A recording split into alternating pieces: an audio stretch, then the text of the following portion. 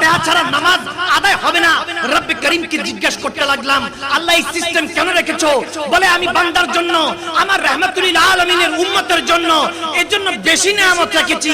কারণ আমি নবীকে ভালোবাসি, নবী উম্মতকে ভালোবাসে, এজন্য নবীর জন্য, আমার নবীর উম্মতের জন্য স্পেশাল রেখেছি। 7 আয়াত আগে রেখেছি সূরা ফাতিহায়। সে যখন সূরা ফাতিহা তেলাওয়াত করে, কোরআন তেলাওয়াত করে, রুকু সিজদায় যাবে, যখন সুবহানা রাব্বিয়াল আলা পড়বে, আগে নাক তারপর কপাল লাগাবে। বলতে দেরি নেই, মিনহা খলাকনাকুম, জমিন থেকে যখন সাদা আসবে, আওয়াজ আসবে, আমি জানিয়ে দিব যে জাহান্নামের 7 আগুন ওই বান্দার জন্য আমি হারাম করে দিয়েছি। সুবহানাল্লাহ। বরকতটা রেখেছে কে? আরো জোরে পড়ে না কে? তাহলে বুঝে পড়তে হবে, কি করতে হবে? আমি দেখছিলাম যখন এখানে আমাদের হাসান রাজা হুজুর, কাদরি হুজুর পড়াচ্ছেন, কেউ বাম দিক থেকে কথা বলে, কেউ ডান দিক থেকে, কেউ এদিক থেকে আসে, ওদিক থেকে আসে। আদিনী কুল্লা আদব, আদব রাখতে হবে। এই মাহফিল রাত গেই বাদ গেই, কিন্তু একটা আশিক রাসূল, একটা বান্দার জুবান দিয়ে শুধু সুবহানাল্লাহ বের হলে আমরা সবাই জান্নাতে যেতে পারবো। শুধু রব্বে করিম একটা বান্দার দিল যদি দেখে, আমার রব যখন দেখে, কসম করে বলছি, না কপাল দেখে না পকেট দেখে, যখনই দেখে বান্দার রুহের দিকে, মনের দিকে দেখে, দেখে কার মাথা ঝুঁকার আগে মনটা ঝুঁকে গিয়েছে, সেই বান্দাকে আমার রব তালাশ করে, আমার রব্বে করিম তালাশ করে। তখন গিয়ে আমার রব রাহমাতুল লিল আলামিনকে বলতে থাকে, ও হাবিব একটু তাকান না, এই তো সেই আমার বান্দা, যে বান্দা আপনাকেও ভালোবাসে, আমাকেও ভালোবাসে। এই বান্দাকে আপনি কবরে ভুলেন না, আমি হাসরে ভুলবো না। সুবহানাল্লাহ। কি বুঝেন? বুঝার চেষ্টা করুন। টাইমস আপ, টাইমস আপ, আগেই বলছি, সময় শেষ।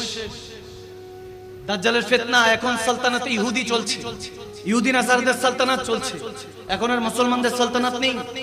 একটা সময় আমরা এই মুসলমানরাই সারা পৃথিবী লিড দিয়েছি, এখন আর এগুলো নেই। এখন আমাদের মুসলমানদের আওলাদরা ইহুদি নাসারাদের কান্ট্রিতে গিয়ে বদলা দেয়, জায়গা জমিন বিক্রি করে রেমিটেন্সের যোদ্ধারা পাড়ি জমায়, বাপ মরে যায়, মা মরে যায়, দেখা যায় স্ত্রী মরে যায়, অসুস্থ বাচ্চা সন্তান, ভাই বোন, বিয়ে শাদী, এটা সেটা কত কিছু হয়, কিন্তু বিদেশে পড়ে আছে, ঈদ নাই, ফিতর নাই, আযা নাই, চলে থাকে, পড়ে থাকে, শুধু পরিবারের মুখে এক ফোঁটা হাসি তোলাবার জন্য, এক ফোঁটা মুখে হাসি ফুটাবার জন্য এভাবেই জীবনযাপন পালন করছে বর্তমান সমাজ। আমরা টাকা পয়সা দুনিয়াদারির মধ্যে এমন ভাবে ইহুদি নাসারা ডুবিয়ে দিয়েছে, পুরুষ মানুষ ইনকাম করে, মহিলা মানুষ কসমেটিক্স এগুলোর নামে খরচ করে। আপনি রমাদানের মধ্যে আল হক বলুন, হক কথা তিতা লাগতে পারে, যার ভালো লাগবে থেকে যাবেন, যার ভালো লাগবে না চলে যাবেন। আমি সওদা দিতে এসেছি, যদি ভালো লাগে খরিদ করে নিয়ে যাবেন, বাসায় এনে মনের এই আলমারিতে রেখে দিবেন, মনের কুটিরিতে রেখে দিবেন, যার ভালো লাগবে না দিয়ে দিবেন। আগামী কালকে আরেক মাহফিল, যেখানে আর সওদা পাবো, আশিকের রাসূল পাবো, সওদা বিক্রি করে দিব। ঝগড়াঝাটির দরকার, আওয়াজ দেন, ঝগড়াঝাটির দরকার। আমি কারো ব্যাপারে আগেও বলি না, পরেও বলি না, কারণ আমার হিসাব হলো আশরাফুল মাখলুকাত। ব্রেন আছে, কে ভালো কে খারাপ বুঝার মতো এখনো জ্ঞান আছে, সবার জ্ঞান আছে, মাশাআল্লাহ। আল্লাহ ওই জ্ঞান দিয়ে দিয়েছে। এখন তো ছোট্ট বাচ্চা, পয়দা না হইতে আম্মু মোবাইল দিলে এটা সেটা, হ্যাঁ মোবাইল দিলে তারপরে যায়, তারপরে মুখের মধ্যে খাবার ঢুকে। অথচ আমাদের ঘুম থেকে উঠিয়ে এখনকার আল্ট্রা মা বোনরা যারা আছে, দেখা যায় যে উঠিয়ে আল্লাহ রাসূলের নাম নাই, A for apple, B for ball, C for cat, কুত্তা বিলাই শিখায়, ঠিক কি না? A for apple, B for ball, আপেল আর বল খামু না খেলমু, এটাই তো বুঝি না। অথচ ছিল আলিফ তাল্লা বা তে বাইতুল্লাহ, আগে আল্লাহ তারপর তেনার ঘর, ঠিক কি না? কত সুন্দর ছিল। সূরা তেলাওয়াত, কারণ কোরআন তেলাওয়াত হতো, আমরা ছোটবেলায় শুনতে শুনতে যেতাম। এখন এগুলো সব রাত গেই বাদ গেই। কেন? ওই যে জুবান দিয়ে বলি নুরানি, কিন্তু ভিতরে কাফের বসে আছে।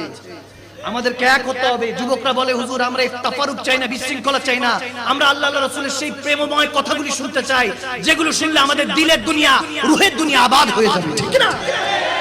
আমাদেরকে এক হতে হবে মুসলমান, আকীদার সাথে হুজুরে পাককে চেহারা দেখাতে হবে কবরে গেলে। কসম করে বলছি, এই আজকে আপনি মারা যান, আগামী কালকে আপনাকে কেউ আপনার ঘরে রাখবে না, কিন্তু আপনি কবরে যেতে দেরি হবে না, রাহমাতুল লিল আলামিন আপনাকে ওয়েলকাম জানাতে দেরি হবে না। তিনি আছেন, তিনি আছেন, এগুলো বুঝার চেষ্টা করেন। ইমাম শাফি রাহমাতুল্লাহ আলাইহি, ইমাম আযম ইমাম আবু হানিফা রাহমাতুল্লাহ আলাইহি, লাশ উঠেছে জেলখানা থেকে, কষ্ট করেছেন। ইমাম বুখারী ওনার শহর থেকে ওনাকে বের করে দিয়েছে। হযরত ইমাম শেরে বাংলা বারবার বিষ পান করানো হয়েছে, ওনার উপর অত্যাচার হয়েছে। হযরত খাজা গরিবে নওয়াজ তেনাকে তো জয়পাল জাদুকর পৃথ্বীরাজ চৌহান কত অত্যাচার করেছেন। তিনি বলতেন যে হুকুম দিয়েছেন আনা সাগরের পানি লোটায় চলে এসেছে, দেখে গিয়েছে বলেছে এটা দেওবন্দের আলেমরাও মানেন, কওমি ঘরানার আলেমরাও মানে যে খাজা মাইনুদ্দিন চিশতি হুকুম দিয়েছেন আনা সাগরের পানি লোটায় চলে এসেছে। অনেকে প্রশ্ন করে ইমামে হোসাইনে কারবালা ওই দিন কারবালার ময়দানে কেন পিপাসিত ছিলেন? তিনি যদি ফুরাত নদীর পানিকে ডাক দিতেন আসতে পারতো না? আমি বললাম তেনার আওলাদের আওলাদ, গোলামের ঘরে গোলাম খাজা মাইনুদ্দিন চিশতি আজমেরি, যিনি আনা সাগরকে যখন হুকুম দিয়েছেন লোটায় পানি চলে আসলো। যদি গোলামের এই অবস্থা হয় সরদার কা আলম क्या होगा? আরে জনাব খাদেমদের যদি এরকম অবস্থা হয়, যেই খাজার হুকুমে আনা সাগরে পানি চলে আসে, জিজ্ঞেস করছে বান্দা সেই খাজা যিনি 90 লক্ষ বেদিনকে কালমা পড়িয়ে মুসলমান বানিয়েছেন, তেনার মাকাম যদি এদিন হয় তাহলে ইমামে হুসাইনে কারবালা তেনার ডাকা লাগতো না। শুধু শিশু আলী আসগরকে যদি জমিনে রাখতো, ইসমাইল জবিউল্লাহর বাড়িতে, পায়ের বাড়িতে, ছোট ইসমাইল জবিউল্লাহর বাড়িতে, ইমাম হুসাইনের আবা ও আজদাদ দাদা ছিলেন, দাদা পরদাদা বাবা ইব্রাহিম ইসমাইল, যদি তেনার ইসমাইল জবিউল্লাহ ছোট ওই শিশু অবস্থায় পায়ের বাড়িতে আবে জমজম বের হয়, ওদিন আলী আসগরকে জমিনে রাখেন না ইমামে হুসাইন, হয়তো বা আবে কাউসার বের হয়ে যেত।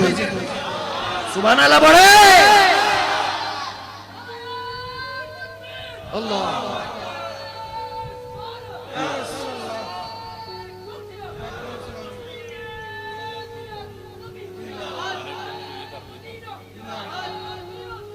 যালিকাল কিতাবু লা রাইবা ফীহি হুদাল লিল মুত্তাকিন।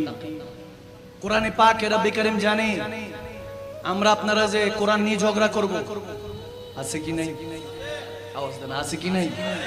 আমি প্রায় জায়গার মধ্যে শুরুটা বুঝাবার চেষ্টা করি, কারণ আমরা শুরুটা বুঝার চেষ্টা করি না বিদায় শেষ পর্যন্ত বুঝে আসে না কোরআন থেকে সব ঝগড়া। আপনি তুলে দেখেন তেনারাও কোরআন থেকে দলিল দেয় আমরা কাফের, আমরা মুশরিক, আমরা সেটা এটা, আমরাও দলিল দেই তেনারা সেটা তেনারা ওটা। আল্লাহ সকলকে হেদায়েত নসিব করুন। বুঝার চেষ্টা করেন কোরআনে পাকে আনা বাশারুম মিসলুকুম, কোরআনে পাকে কুল ইন্নামা আনা বাশারুম মিসলুকুম। হাবিব আপনি বলেন আমি 8-10টা যে তোমরা আছো দাঁড়ায় সবাই তো তোমাদের মতই মানুষ। কোরআনই আছে, আবার একই কোরআন আছে কাদ জাআকুম মিনাল্লাহি নূরুন ওয়া কিতাবুম মুবিন। আমার আল্লাহ হুজুরকে নূর বানিয়েছে। সুবহানাল্লাহ। কোরআনী ভাষার কোরআনী নূর। আল্লাহ তুমি এত কনফিউশন কেন রেখেছো? তুমি তো বলেছো, তুমি তো কোরআন শুরুতে বলে দিয়েছো যালিকাল কিতাবু লা রাইবা ফীহি হুদাল লিল মুত্তাকিন। এই কোরআনে কোন রকম সন্দেহ, আওয়াজ দেন, সন্দেহ।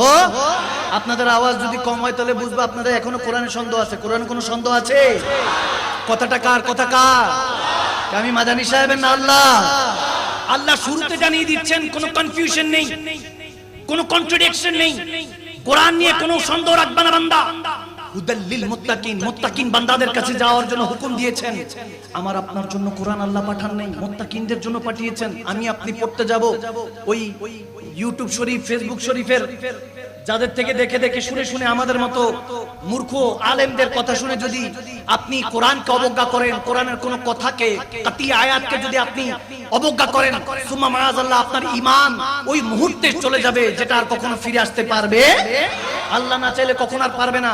জিজ্ঞেস করলাম আল্লাহ তুমি কোরআনের মধ্যে এরকম আয়াতে কারিমা কেন দিলা? এখন আলিফ লাম মিম ইয়াসিন তাহা আল্লাহু রাসূল আলাম। এখন যখন উলামায়ে কেরামদের কাছে জিজ্ঞেস করছি, বলতেছে আল্লাহ রাসূল এগুলোর অর্থ ভালো জানে।